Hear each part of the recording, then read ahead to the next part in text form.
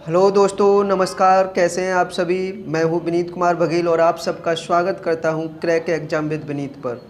कैसे हैं आप सभी। उम्मीद करता हूं आप सभी बहुत अच्छे होंगे, बहुत ही ज़बरदस्त होंगे, तंदुरुस्त होंगे और अपने आने वाले एग्ज़ामों की तैयारी ताबड़तोड़ तरीके से कर रहे होंगे। तैयारी में कुछ सहयोग करने के लिए मैं ये सेशन लेके आता हूं और आज का सेशन हम जैसे पता है आपको को उत्तर प्रदेश पुलिस कांस्टेबल के लिए जो आवेदन हुए हैं उनका एग्ज़ाम 17 और 18 फरवरी को होने वाला है। तो उन्हीं तैयारी के लिए मैं ये मॉक टेस्ट लेकर आता हूँ और ये मॉक टेस्ट नंबर 5 है। आज हम इस सेशन में मॉक टेस्ट 5 को क्वेश्चनों को सॉल्व करेंगे। क्वेश्चन बहुत शानदार और जानदार होते हैं। कंटेंट आपको पता है कि मैं प्रीवियस एग्ज़ाम के लेवल का बिल्कुल कंटेंट रखता हूँ शायद, और एक्सपेक्टेड कुछ क्वेश्चन लेके आता हूँ जिनके आने की संभावना होती है। तो आपको डेफिनेटली पसंद आएगा।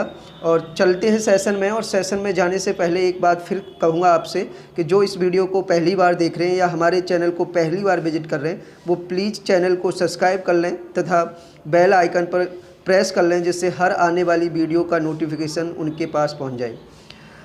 कर लीजिए। और अगर वीडियो पसंद आए तो वीडियो को लाइक और शेयर ज़रूर करना, क्योंकि जब आप शेयर करते हो तो हमें एक मोटिवेशन मिलता है और वीडियो को और अच्छा करने की कोशिश करते हो। साथ ही साथ कैसा कंटेंट लगता है आपको हमारा, उसके बारे में भी लिखा करो कमेंट में। अगर आपको लगे कि अच्छा कंटेंट है और एग्ज़ाम लेवल का कंटेंट है और कॉन्सेप्ट अच्छे हैं तो आप ज़रूर अपने विचार व्यक्त किया करें कमेंट में। हमें आपके विचारों का इंतज़ार रहता है। कमेंट में ज़रूर लिखा करें अपने विचार। चलिए बिना किसी देरी के चलते हैं सेशन में। तो सेशन का आज का पहला क्वेश्चन, जैसे मॉक टेस्ट नंबर 5 है आज, वो मॉक टेस्ट 5 का पहला क्वेश्चन हम सॉल्व करेंगे। तो पहला क्वेश्चन ये रहा आपकी स्क्रीन पर। करिए। कोष्ठक 324 गुणा 40 भाग 108 माइनस 75 कोष्ठक बंद, डिवाइड में कोष्ठक 60 माइनस 132 भाग 44 गुणा 17 कोष्ठक बंद को सॉल्व करके बताना है। सिंप्लीफाई करना है क्वेश्चन को। सिंप्लीफिकेशन का क्वेश्चन है। तो जैसे आपको पता है कि पहले कोष्ठक में काम होता है, तो जैसे पहले कोष्ठक में जो ऊपर कोष्ठक है उसमें क्या हो रहा है, 324 में 40 का गुणा और 40 में 108 का भाग माइनस 75। तो पहले भाग करेंगे। तो जैसे आपको पता है कि 40 में जो भाग हो रहा है, 40 में वो 108 का भाग हो रहा है। कितना? 108 का।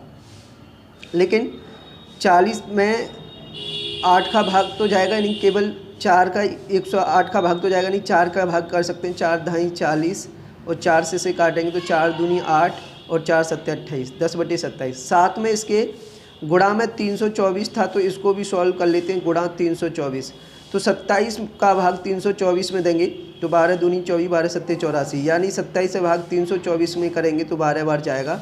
और 12 का गुणा 10 से कर देंगे तो 120। कितना हो जाएगा? 120। और 120 और आगे सामने है इसमें माइनस 75। 120 में से 75 माइनस हो जाएंगे तो कितना बचेगा? 45। कितना बचेगा? 45।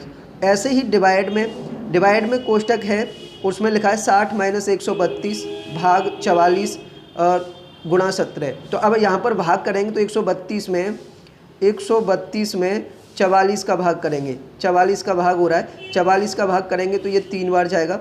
और 3 का गुणा फिर 3 का गुणा 17 से कर देंगे आगे, यानी 3 आएगा और 3 का गुणा 17 से कर देंगे तो 17 या 51 हो जाएगा। और 51 को 60 में से माइनस कर देंगे। 51 को 60 में से माइनस कर देंगे तो कितना बचेगा? 9। तो डिवाइड में नीचे यहाँ आ जाएगा 9 और 9 का भाग 45 में कर देंगे तो कितना आ जाएगा? 5। आपका 5 option number D right answer. कोई दिक्कत? समझ रहे?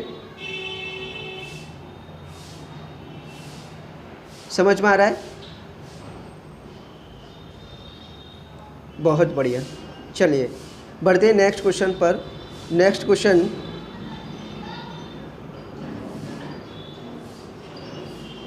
Second question. 4 वर्ष पूर्व एक पिता की आयु अपनी पुत्र की आयु का 5/2 गुनी थी। 7 वर्ष बाद यह 17/9 गुनी होगी, तो उनकी आयु का अंतर ज्ञात कीजिए। एज वाला क्वेश्चन है, आयु वाला क्वेश्चन। जैसे कह रहा है कि 4 वर्ष पूर्व, यह लिखता हूँ मैं 4 years ago, यानी 4 वर्ष पूर्व पिता और पुत्र की आयु का जो रेशियो था, यानी पिता की आयु पुत्र की आयु को 5/7 गुनी थी, तो इसका मतलब 4 वर्ष से पूर्व इनका रेशियो कितना था, 5:2। ठीक है। और 7 वर्ष बाद पिता की आयु पुत्र की आयु 7 वर्ष बाद पिता की आयु पुत्र की आयु की 17/9 गुनी होगी, यानी तब अनुपात कितना हो जाएगा, 17:9। तो देखिए 4 वर्ष पहले पिता और पुत्र की आयु का अनुपात 5:2 था और 17 वर्ष बाद 17:9 हो जाएगा। तो अब देखिए इन दोनों में अंतर कितना है, यहाँ देखिए, यहाँ 5 और 2, इन पिता और पुत्र की आयु के रेशियो में अंतर 3 का है, लेकिन यहाँ पर 17 और 9, यहाँ पिता और पुत्र की आयु का अंतर कितना है, 8। ठीक है, यहाँ 8 है। अब क्योंकि ये अंतर अलग अलग है, लेकिन हर एज पर, हर समय पर अंतर तो बराबर होता है। ठीक है, तो हमें यहाँ अंतर बराबर करना पड़ेगा। यहाँ अंतर 8 है और यहाँ अंतर 3 है, तो क्रॉस गुणा कर दीजिए, यहाँ पर 8 का गुणा कर दीजिए, ठीक है, और यहाँ पर 3 का गुणा कर दीजिए, अपने आप अंतर बराबर हो जाएगा। अब ऐसा नहीं कि इसमें 3 में और 8 में गुणा करना है, इस रेशियो में गुणा करना है। तो इस रेशियो में 8 का गुणा करेंगे तो 8 पंजे 40 और 8 दूनी 16, और इधर 3 का गुणा करेंगे तो 17 × 51 अनुपात और 9 × 27 कितना हो जाएगा, 51:27। और अब जब डिफरेंस देखेंगे यहाँ, तो अब डिफरेंस समान आएगा। जैसे 40 और 16 का अंतर भी अब 24 हो गया और 51 और 27 का अंतर भी 24 ही हो गया। तो अब यहाँ से आपको किसी एक व्यक्ति की आयु में अंतर देख लेंगे, चाहे तो पिता की आयु में अंतर आ गया या पुत्र की आयु में। जैसे पिता की आयु में कितना अंतर आ गया या पुत्र की आयु में कितना अंतर आ गया, 16 वर्ष थी, अब यहाँ 27 हो गया, तो इनका अंतर कितना हो गया, 11। और ये 11 का जो अंतर आया वो कितने समय में आया, 4 वर्ष पूर्व और 7 वर्ष बाद। तो 4 वर्ष पहले के और 7 वर्ष आगे के दोनों जुड़ जाएंगे तो 11 ही वर्ष हो जाएंगे। तो ये 11 रेशियो का अंतर 11 वर्ष में आया, कितने में, 11 वर्ष में। तो एक रेशियो का अंतर कितने में आया होगा, 11 का भाग 11 में कर देंगे तो 1 वर्ष में आएगा। और यहाँ पर आपको अंतर पूछा है, पिता और पुत्र की आयु का अंतर। तो यहाँ से देखिए पिता और पुत्र की आयु का अंतर देखेंगे तो 51 और 27 का अंतर कितना होगा, अंतर कितना होगा, 24। अंतर कितना होगा, 24। तो 24 में 1 का गुणा करेंगे तो 24 वर्ष होगा, क्या होगा, 24 वर्ष। पिता और पुत्र की आयु में कितने का अंतर है, 24 वर्ष का। ऑप्शन नंबर सी आपका राइट आंसर है। समझ गए, बढ़िया क्वेश्चन है, अक्सर पूछे जाने वाला क्वेश्चन है। ठीक है, चलिए बढ़ते नेक्स्ट क्वेश्चन पर। नेक्स्ट क्वेश्चन ये रहा आपकी स्क्रीन पर। 11 क्रमागत संख्याओं का औसत 47 है, तो सबसे बड़ी संख्या ज्ञात कीजिए। ये बहुत अच्छा है, ये कंटिन्यू संख्या है, यानी 11 सीरियल नंबर है, 11 क्रमागत संख्याएं हैं और उनका एवरेज दे रखा है। मैं यहाँ बताता हूँ कि 11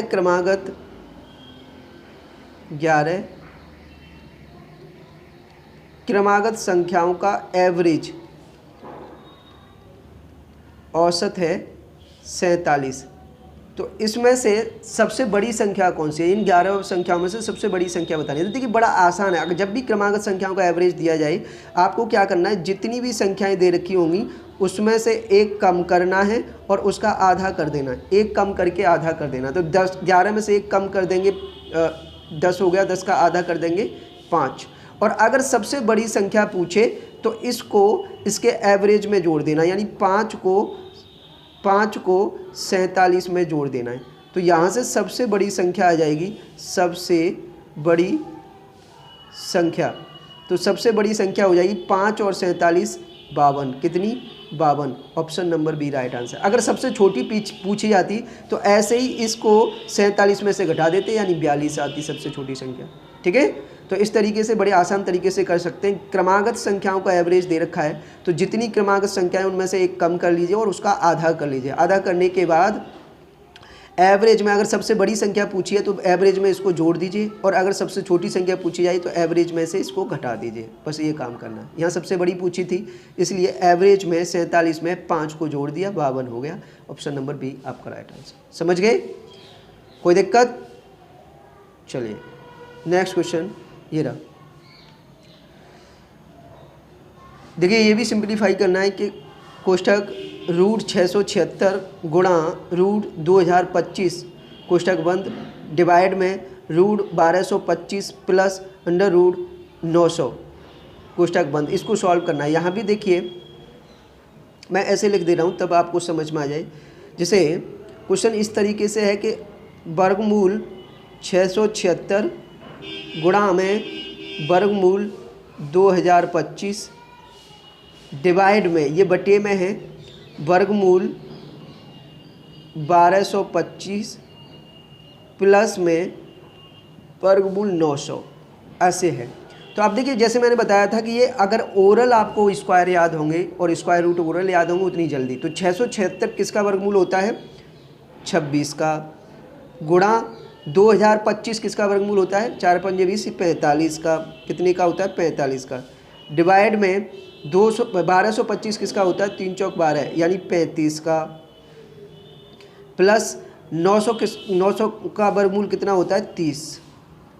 ठीक है, आगे करेंगे तो 26 गुणा 45 और नीचे दोनों जुड़ जाएंगे 35 और 30 तो 65 हो जाएगा। कितना? 65। 13 से कट जाएगा, 13 दूनी 26, 13 पंजे 65 और 5 से 45 को काट देंगे 9 बार, तो 9 गुणा 2 कितना हो जाएगा? 9 गुणा 2 18। तो ऑप्शन नंबर बी आपका राइट आंसर 18 है। ठीक है, मैंने बताया बहुत जल्दी क्वेश्चन होंगे अगर आपको ये स्क्वायर और स्क्वायर रूट याद है, ओरल याद है तो। समझ गए? बढ़िया। चलें नेक्स्ट। चलिए नेक्स्ट क्वेश्चन ये रहा।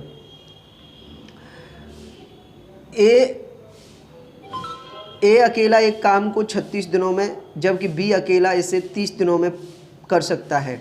दोनों एक साथ काम करते हैं और 12 दिनों बाद बी काम छोड़ देता है। शेष काम ए सी की मदद से 6 दिनों में पूरा कर देता है। यदि उन्हें कुल 5,600 रुपये मजदूरी मिली हो तो सी की धनराशि ज्ञात कीजिए। देखिए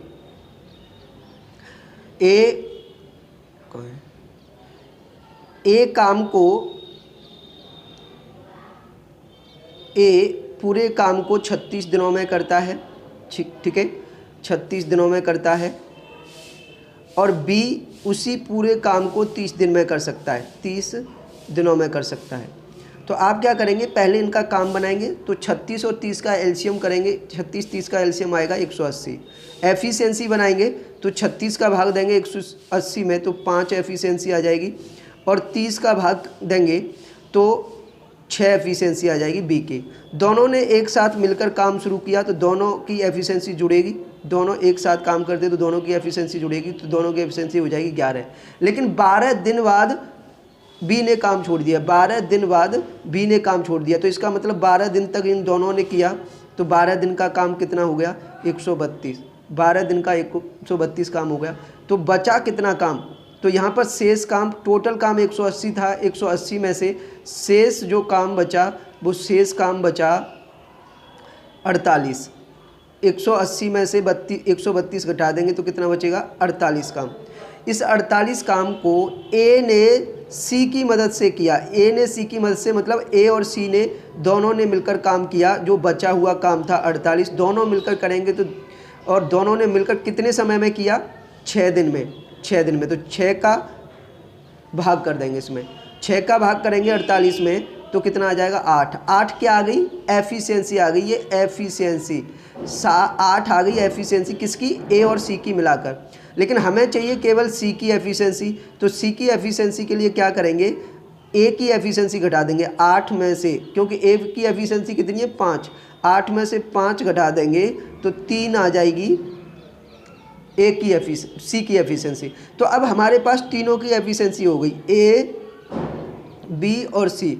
इन तीनों की एफिशिएंसी का रिलेशन मिल गया, यानी ए की एफिशिएंसी 5 बी की एफिशिएंसी 6 और सी की एफिशिएंसी 3 है। लेकिन तीनों को मिलाकर जो मजदूरी मिली 5600, तीनों को मिलाकर मिली, तो तीनों की एफिशिएंसी जुड़ जाएगी, क्योंकि मजदूरी जो है वो एफिशिएंसी के रेशियो में ही बांटी जाती है।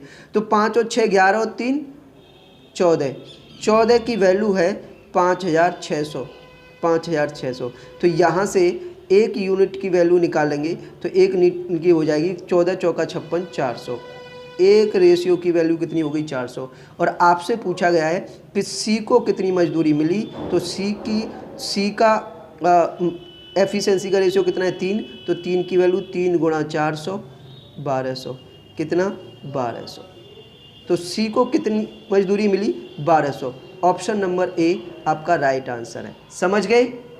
देखिए एफ जो मजदूरी होती है, वेजेज जो होती है, वो आपकी एफिशिएंसी के रेशियो में बांटी जाती है, कार्य क्षमता के रेशियो में। तो जितनी कार्य क्षमता होगी उसको उसी हिसाब से मजदूरी मिलती है। ठीक है, आर यू गेटिंग? ओके, चलिए नेक्स्ट क्वेश्चन। एक रेलगाड़ी की लंबाई 540 मीटर है। यह एक प्लेटफार्म को 2 मिनट में पार कर देती है। यदि रेलगाड़ी की चाल 45 किलोमीटर प्रति घंटे हो तो प्लेटफार्म की लंबाई ज्ञात कीजिए। बहुत बढ़िया। देखिए रेलगाड़ी की लंबाई 540 मीटर है और एक प्लेटफार्म को 2 मिनट में पार कर देती है। रेलगाड़ी की चाल दे रखी है, स्पीड जो दे रखी है, स्पीड दे रखी है 45 किलोमीटर प्रति घंटा। ठीक है, और समय जो दे रखा है वो 2 मिनट दे रखा है। तो हम पहले इसको चाल को किलोमीटर प्रति घंटे से मीटर प्रति सेकंड में बनाएंगे। तो 45 में 5/18 से गुणा कर देंगे तो ये चेंज हो जाएगी मीटर प्रति सेकंड में। ठीक है, देखिए 9 से काट देंगे, 9 से 5 बार और 9 से 2 बार, ये हो जाएगी 5 पंजे 25/2 मीटर प्रति सेकंड हो गई चाल। और समय दे रखा है 2 मिनट। कितने समय में पार कर रही है? 2 मिनट में, 2 मिनट में। तो इस मिनट को भी सेकंड बना लेंगे, क्योंकि हमने यहाँ पर चाल में समय को सेकंड बनाया है। तो इस यहाँ समय को भी 2 मिनट का सेकंड बनाएंगे तो कितनी हो जाएंगी 120 सेकंड। अब आपको क्या चाहिए? प्लेटफॉर्म की लंबाई। अगर लंबाई किसी की निकालनी है, चाहे प्लेटफॉर्म की निकालनी हो, पुल की निकालनी हो या रेलगाड़ी की लंबाई निकालनी हो, तो हमेशा दूरी वाला कॉन्सेप्ट लगाते हैं कि दूरी बराबर चाल गुणा समय, यानी distance is equal to speed into time, ये लगाते हैं। तो अब यहाँ डिस्टेंस, क्योंकि रेलगाड़ी प्लेटफॉर्म को पार कर रही है, तो रेलगाड़ी की लंबाई और प्लेटफॉर्म की लंबाई दोनों जुड़ जाएंगी, वो डिस्टेंस बनेगी। आपको रेलगाड़ी की लंबाई दे रखी है 540 मीटर, प्लेटफॉर्म की लंबाई पता नहीं है, प्लेटफॉर्म की लंबाई निकालनी है, तो प्लस प्लेटफॉर्म की लंबाई, ये तो हो गई डिस्टेंस, बराबर स्पीड। स्पीड किसकी? रेलगाड़ी की। रेलगाड़ी की स्पीड कितनी है? 25/2 मीटर प्रति सेकंड, और इनटू समय, समय कितना लग रहा है? 120 सेकंड। तो 120 का गुणा कर देंगे, करते हैं 2 से काट देंगे 60 बार।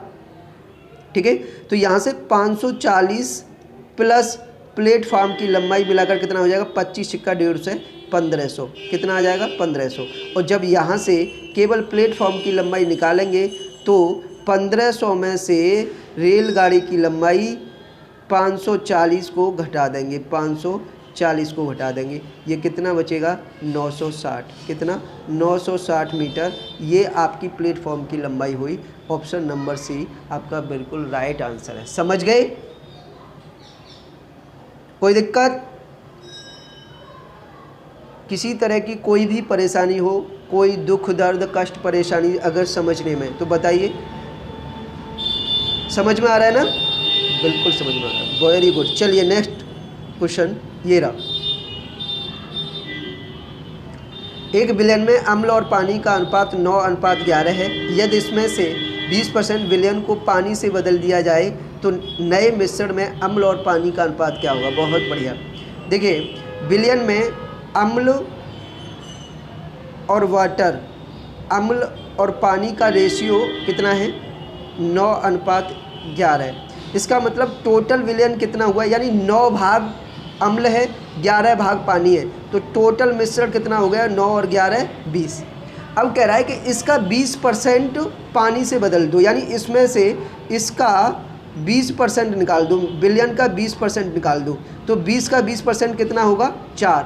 अब 4 क्या कर दिया? इसमें से बाहर कर दिया, 4 बाहर कर दिया, तो 4 में से अम्ल और अम्ल और वाटर कितने निकलेंगे, अम्ल और वाटर कितना निकलेगा। तो 4 का 9 और 11 20, 4 का 9/20 भाग तो अम्ल निकलेगा और वाटर कितना निकलेगा, 4 का 11/20 भाग, 11/20 भाग क्या वाटर बाहर निकल जाएगा। ठीक है, तो पहले देखते हैं कितना बाहर हो गया। 4 से इसे काट देंगे 5 बार, ठीक है, और 4 से इसे भी काटेंगे 5 भाग। इसका मतलब इस 9 में से 9 भाग में से 9/5 भाग तो अम्ल कम हो गया, और ऐसे ही 11 भाग पानी था, 11 यूनिट पानी था, इस 11 यूनिट में से 11/5 यूनिट पानी बाहर हो गया। लेकिन जितना अम्ल हमने निकाला, यानी 20% हमने बिलियन निकाला था 20%, उतना ही पानी मिला दिया। तो 20% हमने कितना निकाला था, 4, तो 4 यहाँ पर हमने पानी मिला दिया। ध्यान रखना, अम्ल नहीं मिलाया, पानी मिला दिया। जितना बिलियन निकाला उसकी जगह पर उतना ही पानी मिला दिया, ऐसे। ठीक है, 5 ने 45, 45 में से 9 घटेंगे, 45 में से 9 घटेंगे तो क्या बचेगा, 36, 36/5। और इधर देखिए ऐसे 36। अब 11 पंजे 55, 55 में से 11 घटेंगे 44। ठीक है, और इधर 5 चौके 20, 20 जुड़ जाएंगे 44 में से, तो ये कितना हो जाएगा, 64/5। 5 से ये 5 घटेगा क्योंकि इनका रेशियो बताना था। 4 से ये कट रहा है, 4 से ये कट रहा है, 4 से 9 बार और 4 से 16 बार। तो नए मिलियन में अम्ल और पानी का रेशियो कितना होगा, 9:16। ऑप्शन नंबर सी आपका बिल्कुल राइट आंसर। समझ गए? कैसा लगा कंटेंट? मस्त। देखिए, अगर कंटेंट अच्छा लग रहा हो और आपको क्वेश्चन उस समझ में आ रहे हो कि बहुत बढ़िया क्वेश्चन है, अच्छे क्वेश्चन है, आने की संभावना है, तो और लॉजिक समझ में आ रहे हो कि किस तरह से क्वेश्चन को सॉल्व करना है, तो आप वीडियो को लाइक ज़रूर करना और ज़्यादा से ज़्यादा ग्रुप्स में शेयर करना। अपने सभी दोस्तों में ये वीडियो फैलानी है, सबके पास पहुंचनी चाहिए। व्हाट्सएप पर, फेसबुक पर, टेलीग्राम, इंस्टाग्राम, हर जगह फैला दो इसको, और इसका फ़ायदा मिलना चाहिए सभी लोगों को। सभी कैंडिडेट जो उत्तर प्रदेश पुलिस का एग्ज़ाम जो 17 और 18 फरवरी 2024 को होने वाला है, उसको सबको फ़ायदा मिलेगा इस वीडियो को, इस सेशन का। तो इस सेशन को सब जगह वायरल करना है आप लोगों को। मेरी आपसे गुजारिश है यही, बस मैं यही चाहता हूँ कि आप बस इतना ही सहयोग करें कि वीडियो को ज़्यादा से ज़्यादा लाइक और ज़्यादा से ज़्यादा शेयर करें। ठीक है, सेशन मस्त हैं और ये सेशन डेफिनेटली आपको हेल्प करेंगे आने वाले एग्जामों में। ठीक है, तो बढ़ते हैं बिना किसी देर के नेक्स्ट क्वेश्चन पर। कितने प्रतिशत वार्षिक चक्रवृद्धि ब्याज की दर से कोई धन 2 वर्षों में स्वयं का 2 गुना हो जाएगा। यानी चक्रवृद्धि ब्याज की दर से रेट बताना है, किस रेट से 2 गुना होगा। तो देखिए, रेट निकालने के लिए क्या करते हैं कि जितने गुना करना है, कितने गुना करना है, 2 गुना, 2 गुना, और उसकी घात 1/, समय कर देते हैं। समय कितने वर्षों में, 2 वर्षों में। 2 की घात 1/2 और -1 कर देंगे इसमें से, और जो वैल्यू आएगी उसमें 100 का गुणा कर देंगे तो आपको रेट मिल जाएगा। तो 2 की घात 1/2 का मतलब क्या हो गया, 2 का वर्गमूल और -1 और गुणा 100। तो 2 का वर्गमूल क्या होता है, √2 की वैल्यू क्या होती है, 1.414, और इसमें से 1 माइनस होगा और फिर 100 का गुणा होगा। जैसे ही 1 माइनस करेंगे तो ये बचेगा 0.41 गुणा 100, 414 होता है। ठीक है, 414। ठीक है, तो यहाँ भी 414 करेंगे तो इंटू 100 का गुणा करेंगे तो ये आ जाएगा 41.4%, 41.4%। ऑप्शन नंबर सी बिल्कुल राइट आंसर है। समझ गए? चक्रवृद्धि ब्याज में रेट कैसे निकालना है, इस तरह से। ठीक है, नेक्स्ट क्वेश्चन। ए, बी और सी की आयु का अनुपात 4:6:9 है तथा उनकी औसत आयु 19 वर्ष है। तो ए और बी की आयु का योग ज्ञात कीजिए। देखिए, ये एज वाला क्वेश्चन है, इसमें क्या दे रखा है, रेशियो। ए, बी और सी, इन तीनों की आयु का रेशियो दे रखा है 4:6:9, और इनका एवरेज दे रखा है। इनकी औसत आयु दे रखी है। औसत आयु कितनी है, 19 वर्ष। तो मैंने एक चीज़ बताई कि जब भी आपको एवरेज दिया होगा तो वहाँ से योग निकालना है, यानी टोटल निकालना है, सम निकालना है, जोड़ निकालना है। तो योग क्या होता है औसत गुणा राशियों की संख्या। औसत है 19 और आदमी कितने हैं, 3, तो 19 × 57। तो औसत योग कितना हो गया इन तीनों की आयु का? 57 वर्ष। अगर योग इतना हो गया तो आप भी रेशियो को जोड़ देंगे। 6 और 5 11, 6 और 4 10 और 9 19। तो ये 19 यूनिट की वैल्यू हो गई, 19 यूनिट की वैल्यू हो गई 57 वर्ष। ठीक है, तो 1 यूनिट की वैल्यू 19 दिया, 57 3 वर्ष। तो आपको पूछा है ए और बी की आयु का योग, ए और बी की आयु का योग। तो ए और बी के रेशियो को जोड़ेंगे, ए का रेशियो 4 और बी का रेशियो 6, दोनों को जोड़ेंगे और उसमें 3 का गुणा कर देंगे। तो 4 और 6 10 गुणा 3 30 वर्ष। तो ए और बी की आयु का योग कितना होगा? 30 वर्ष। ऑप्शन ए राइट आंसर है। आसान था, कोई दिक्कत? Very good. चलिए बढ़ते नेक्स्ट क्वेश्चन पर। नेक्स्ट क्वेश्चन, एक सेकेंड, ये रहा। एक तैराक धारा की दिशा में 15 किलोमीटर दूरी को 15 किलोमीटर 2.5 घंटे में और धारा की विपरीत दिशा में 7 किलोमीटर 3.5 घंटे में तैर सकता है। तो शांत जल में तैराक की चाल। बहुत बढ़िया। देखिए आपका डाउन स्ट्रीम और अप स्ट्रीम, डाउन स्ट्रीम वो जा रहा है कितनी? 15 किलोमीटर दूरी को 2.5 घंटे में। तो समय कितना लगेगा डाउन स्ट्रीम?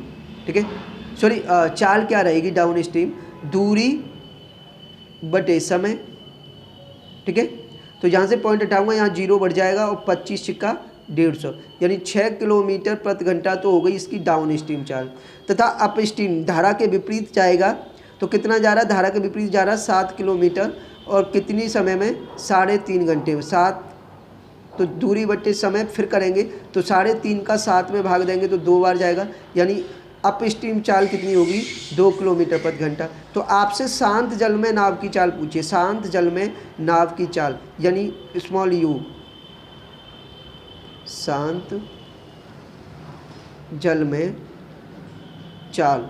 शांत जल में नाव की चाल निकालने के लिए क्या करते हैं कि डाउन स्ट्रीम चाल प्लस अप स्ट्रीम चाल को जोड़कर और उसका आधा कर देते हैं। तो डाउन स्ट्रीम 6 है, अप स्ट्रीम 2 है, दोनों को जोड़ेंगे और आधा कर देंगे, यानी 8/2 4 किलोमीटर प्रति घंटा। 4 किलोमीटर प्रति घंटा इसकी चाल हुई शांत जल में। Option number A right answer है। समझ गए?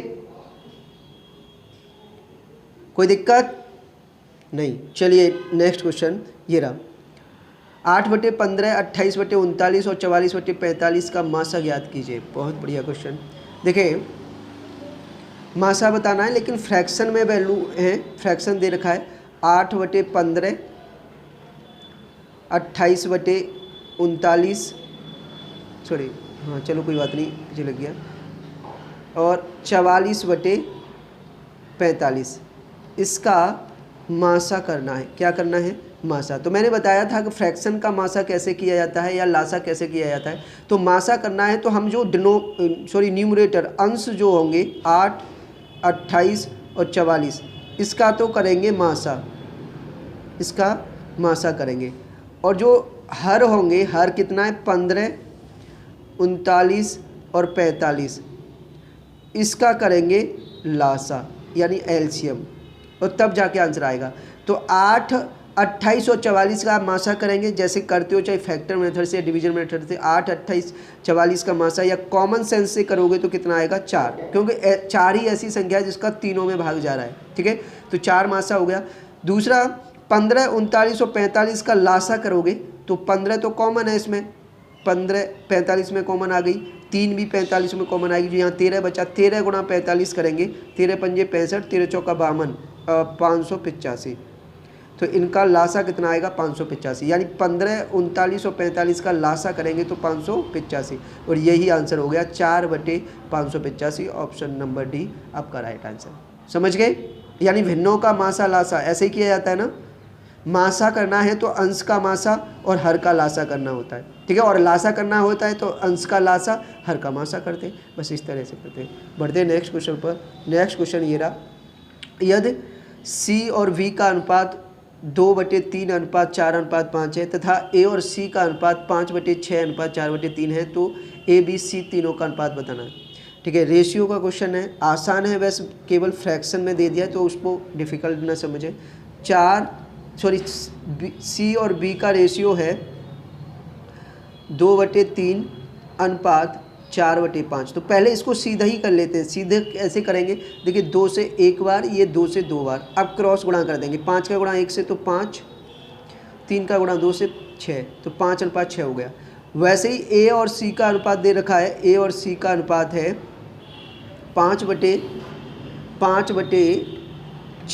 और 4/3।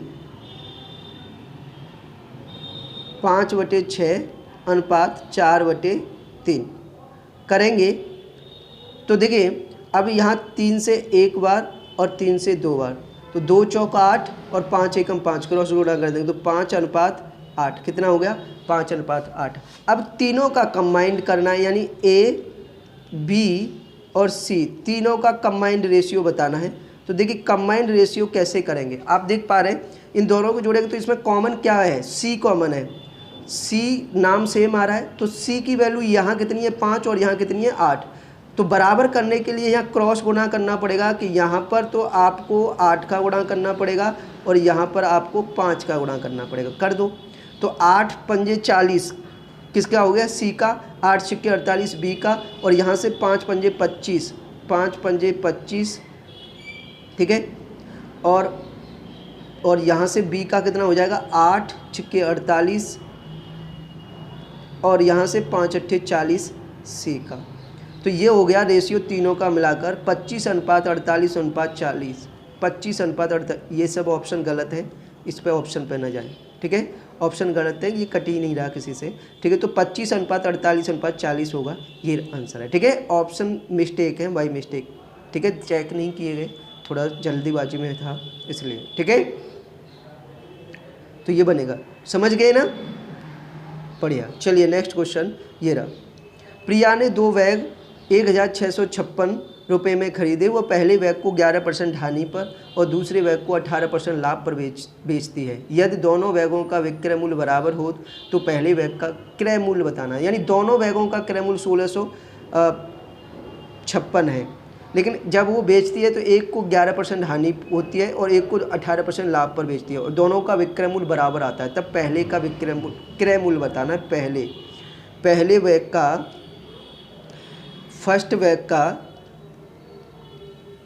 फर्स्ट का सीपी बताना है।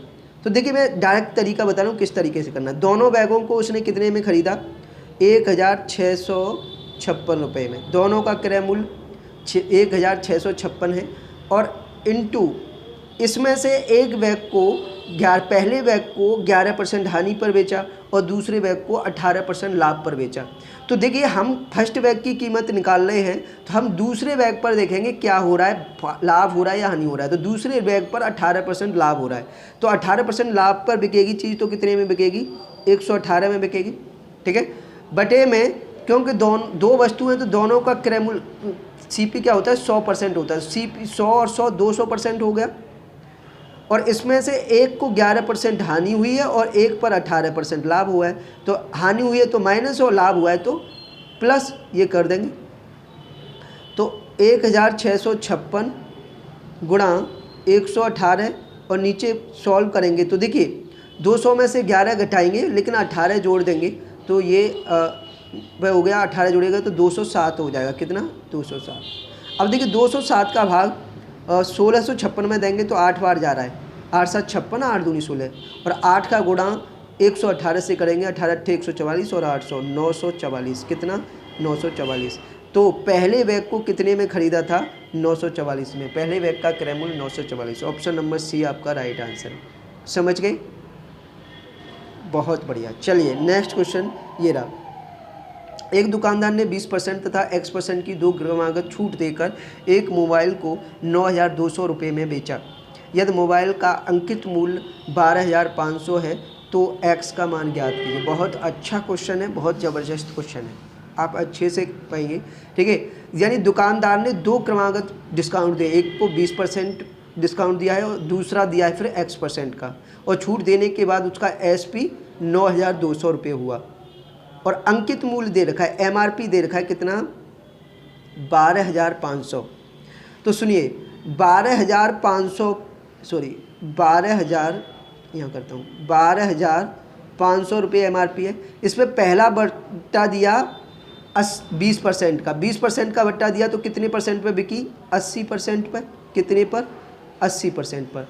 और उसके बाद दूसरा बट्टा दिया इस पर X% का, तो X की वैल्यू तो पता नहीं है, तो हमारा कितने में बिकेगा? 100 माइनस एक्स, कितने में? 100 माइनस X% पर बिकेगी। और तब जाके उसका विक्रय मूल्य आया 9200। कितना? 9200। ऐसे ही कर दो बस। तो देखिए 2 जीरो तो यहीं ख़त्म हो गई है, मैं इसको काट दे रहा हूँ, ठीक है। 20 से ये 4 बार और 20 से ये 5 बार, 5 से ये काटा तो 25 बार, ठीक है। तो ये कितना हो गया? 25 चौका 100, 100 गुणा 100 माइनस एक्स, 100 माइनस एक्स और बराबर 9200। इस 100 से इधर भाग देंगे तो ये 0 हट जाएगा और x बराबर निकालेंगे तो इस 100 में से 92 घट जाएगा। कितना? 92। तो x की वैल्यू कितनी आ गई? 8। तो x की वैल्यू 8%। ऑप्शन नंबर बी बिल्कुल राइट आंसर है आपका। समझ गए? देखिए MRP पर डिस्काउंट होता है, अंकित मूल्य पर डिस्काउंट हो जाता है। अंकित मूल्य था 12,500, पहला 20% बट्टा दिया तो 80% पे बिकी, दूसरा X% का बट्टा दिया तो 100 माइनस X% पे बिकेगी, 100 माइनस X% हटाएंगे तो 100, और तब जाके उसका विक्रय मूल्य मिलेगा 9200। यहाँ से X की वैल्यू कितनी आ जाएगी? 8%। समझ गए? मजा आ रहा है? बढ़िया लग रहे हैं क्वेश्चन? सर मस्त लग रहे हैं। अगर देखिए कंटेंट अच्छा लग रहा हो और लॉजिक सही लग रहे हो क्वेश्चन को सॉल्व करने के, तो वीडियो को लाइक ज़रूर करना।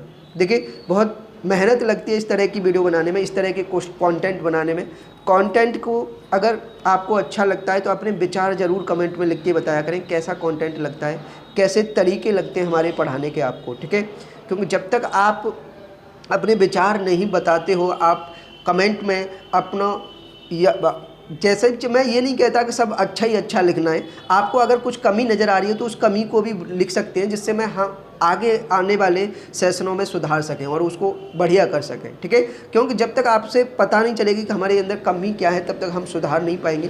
तो प्लीज़ ज़रूर बताया करें कमेंट में लिखकर कि कैसी वीडियो लगती है आपको, कैसा कंटेंट लगता है और कैसा सेशन लगता है आपको, ठीक है। और सेशन पसंद आए तो लाइक करना और अपने सारे दोस्तों में शेयर करना, और क्योंकि जब शेयर करोगे वही हमारी एक तरीके से गुरु दक्षिणा है आपकी तरफ से। शेयर करोगे और ये जो कंटेंट है ज़्यादा लोगों के काम आएगा, तो वही हमें अच्छा फील होता है एक अंदर से, ठीक है।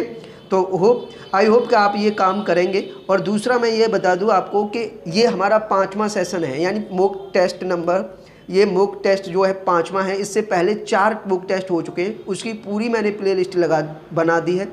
और ये प्ले लिस्ट की जो लिंक है इसी सेशन के आपको डिस्क्रिप्शन में मिल जाएगी, डिस्क्रिप्शन में लिंक मिल जाएगी। तो आप जिन्होंने वो 4 सेशन नहीं देखे, उन चारों सेशनों को भी देख सकते हो और बहुत अच्छा कंटेंट वहाँ भी मिलेगा। अगर आपने मेरे साथ जुड़े रहे आपके 16 तारीख तक, तो डेफिनेटली आपको 17 और 18 तारीख को जो एग्ज़ाम होगा यूपी पुलिस का, बहुत ही मदद मिलेगी इस सेशन से, ठीक है। उम्मीद है कि आप साथ में बने रहेंगे और कमेंट में अपने विचार जरूर लिखेंगे। बढ़ते हैं नेक्स्ट क्वेश्चन पर। नेक्स्ट क्वेश्चन ये रहा, 480 का 75% माइनस 720 का 40% प्लस 250 का 20% को सिंप्लीफाई करना है, सरल करके बताना है। देखिए परसेंट है, आपको करना 480 का 75% करेंगे, 480 का 75% निकाला, परसेंट हटते तो भाग होता है 100 का, माइनस 720 का 60% निकाला, कितना 40% निकाला, 40/100 कर दिया, और प्लस 250 का 20% निकाला, 20/100 कर दिया, ठीक है। देखिए करेंगे तो देखिए 25 से ये 3 बार और 25 से 4 बार, 4 से ये काटा तो 120 बार, ठीक है। इधर 20 से 2 बार और 20 से 5 बार और 5 से इसे काटा तो 5 एकम 5, 5 चौके 20, 5 चौके 20, 144 बार। 20 से ये 1 बार और ये 20 से 5 बार, 5 से इसको 250 को काटा तो 50 बार, ठीक है। अब आगे सॉल्व करेंगे तो 120 गुणा 3 हो जाएगा 360, माइनस में 144 गुणा 2 करेंगे तो 288, ठीक है, प्लस में 50 गुणा 1 करेंगे तो 50। तो अब जोड़ना है और घटाना है, तो 360 में 50 जोड़ देंगे तो 410 हो जाएगा। 410 इसमें से 288 माइनस कर देंगे तो कितना बचेगा, 10 में से 8 घट गए तो 2, यहाँ 10 में से 8 घट गए तो 2 और 2 और ये 122। आपका राइट आंसर क्या होगा, 122। ऑप्शन नंबर ए राइट है। थोड़ा जल्दी करते हैं, बैटरी जा रही है सेशन की, तो मुझे थोड़ा जल्दी करना है। तो नेक्स्ट क्वेश्चन, कुछ धनराशि साधारण ब्याज पर 2 वर्ष में 40,000 रुपये और 5 वर्ष में इतने रुपये हो जाती है, तो ब्याज की दर देखिए, ये सिंपल इंटरेस्ट है। 2 वर्ष में धनराशि कितनी हो रही है, 11,760 रुपये। ये हो रही है का मतलब क्या है, ये अमाउंट है, मिश्र धन है। ऐसे ही 5 वर्ष में कितनी हो रही है, 5 वर्ष में हो रही है 13,650। तो यहाँ से आपको क्या करना है, अंतर करना है, डिफरेंस करना है। अंतर करेंगे तो यहाँ समय में अंतर कितना होगा, 3 वर्ष का, और 3 वर्ष के बाद अमाउंट में अंतर कितना आ जाएगा मिश्र धन में, तो 0, 15 में से 6 घट गई तो 9 और यहाँ बचा 12, 12 में से 11 गई तो ये नहीं, 15 में से 6 गई, हाँ यहाँ बचा 5, 15 में 7 गई तो 8 और 13 में से 12 में से 11 गई तो 1, 1890। ये 3 वर्ष का अंतर आ गया 1890। 1890 क्या हुआ, ये ब्याज हुआ, ऐसा ही हुआ ब्याज, ठीक है।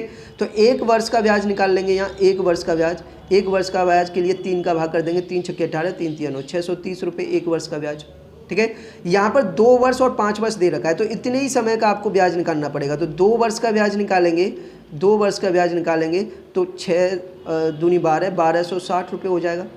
अगर 1260 रुपये ब्याज हो गया तो प्रिंसिपल कितना होगा, यानी मूलधन कितना होगा। मूलधन क्या होता है, मिश्र धन 11,760 माइनस ब्याज, ब्याज कितनी है 1260।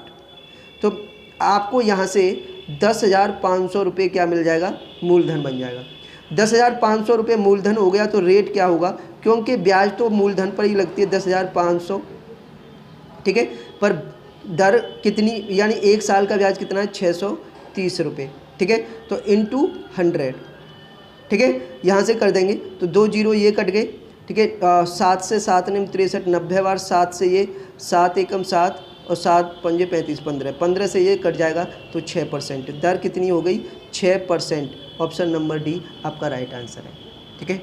अब देखिए थोड़ा सा इसमें हमारे सेट की बैटरी जा रही है और दिक्कत हो रही है, तो मैं सेशन को यहीं मुझे रोकना पड़ेगा इसको, ठीक है। आपको देखिए मैं क्वेश्चन दिखा दे रहा हूँ कि आगे 3 क्वेश्चन ये बच्चे हैं, मैं नेक्स्ट सेशन में करा दूंगा। वैसे आसान से क्वेश्चन है 18, क्वेश्चन नंबर 18, 2640 के 3/11 का 25% क्या है।